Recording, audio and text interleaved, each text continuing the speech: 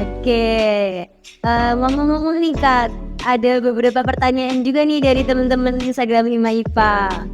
Langsung aja ya.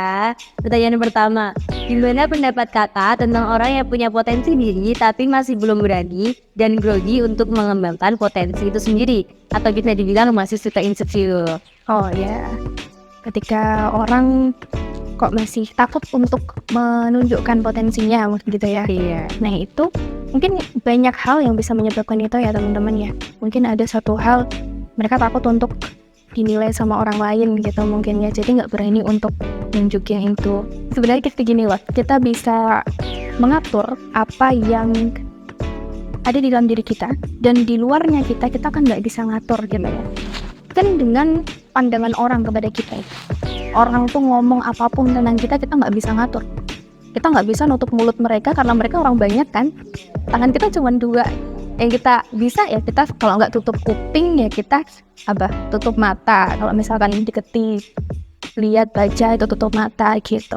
Maka dari itu teman-teman sebenarnya kita bisa aja menutup mata akan hal itu kalau kita takut akan pandangan orang lain tentang kita akan seperti apa. Yang penting adalah kita fokus sama diri kita sendiri.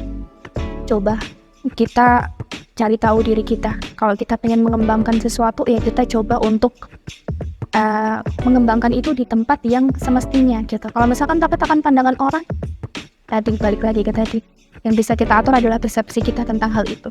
Kalau orang bilang A, ya kita mungkin bisa menanggapi, oh nggak apa-apa lah. Atau mungkin bisa kita, oh itu jadi pelajaran dan kita nih mungkin besok adalah bisa kita perbaiki untuk keesokan harinya lagi. Berupa kritik yang membangun, misalkan seperti itu. Oke, lanjut ke pertanyaan kedua ya Kak. Lingkungan yang gimana sih yang baik untuk self-development? Oh, lingkungan yang baik untuk self-development. Ada satu kata-katanya Apa tuh? yang aku ingat banget, bahwa ya ini, jika kamu ada di lingkungan yang ketika kamu di dalamnya itu kamu udah merasa diri kamu tuh yang paling hebat, diri kamu yang udah gak ada tandingannya sama teman-teman yang lain yang ada di sekitar kamu, maka kamu berada di lingkungan yang salah.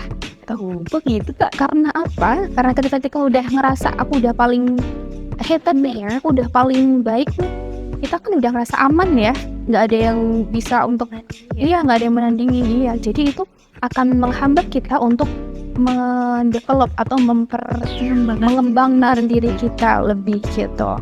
Maka dari itu yang bisa kita lakukan ya kita coba untuk pindah lingkungan.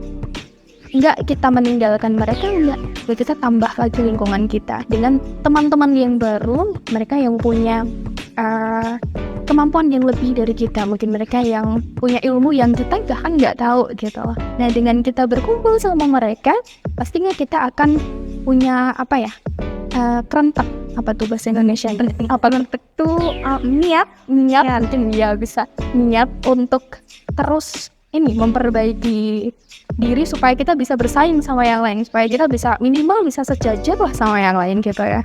Gitu. Terakhir nih Kak, tips and triknya dong Kak tentang manajemen diri. Manajemen diri, tips and trik pasti teman-teman di sini yang nonton juga pasti udah tahu ya gimana caranya manajemen diri karena masing-masing juga. Tapi di sini mungkin sharing aja.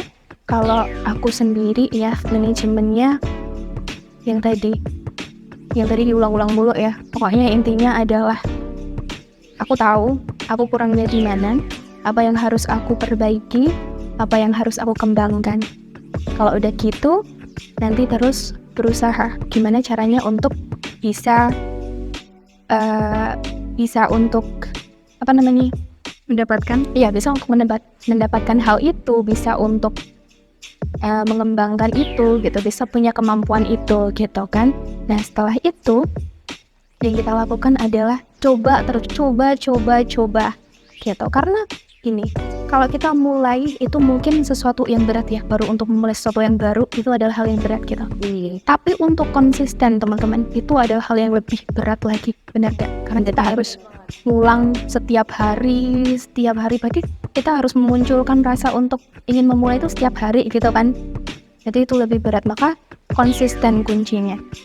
Kemudian yang terakhir jangan lupa untuk bersyukur sama apa yang udah diperoleh sama apa yang udah didapat. Karena kalau kita nanti terus mengejar, nanti kan juga tidak kita mungkin akan capek sama diri kita sendiri gitu ya.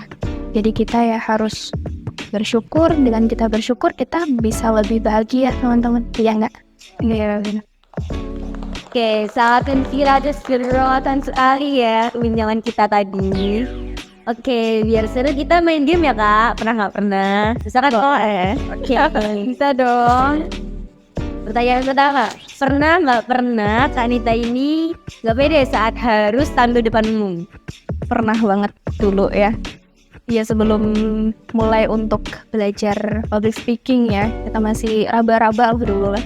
Ya ada aja ketika mau ke depan umum, misalkan apa yang presentasi mungkin ya, hal yang simpel kita semua kerjain, kita semua lakuin pas kita kuliah gitu ya. Nah itu pernah banget dulu. Wih, karena juga pertanyaan kedua ya kak, pernah atau nggak pernah jalan ke Sandung di depan umum? Aduh, apa ya? Pernah nggak sih? Pernah mungkin ya, tapi lupa. Lanjut. Tapi pernah lah, pasti pernah. Pernah. Pernah nggak pernah overthinking masa depan saat malam hari? Wah itu lah biasanya. Aduh ini ya masa depanku. Aduh, buat hayalan ini ya gitu ya kan? Ya mungkin itu permasalahan anak-anak muda ya. ya pernah lah. Ya kadang-kadang memang kita malam hari itu waktunya untuk itu nggak sih? Overthinking gitu ya.